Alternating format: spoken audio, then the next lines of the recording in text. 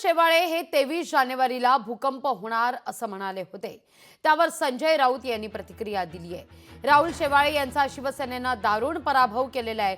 अजून किती फोडाफोडी करणार असं संजय राऊत सवाल उपस्थित करतायत। इतकंच नाही तर जोवर अमित शहा आहेत तोवरच शिंदेची शिवसेना आहे, त्यांचं अस्तित्व आहे असं देखील राऊतांचं भाकीत आहे।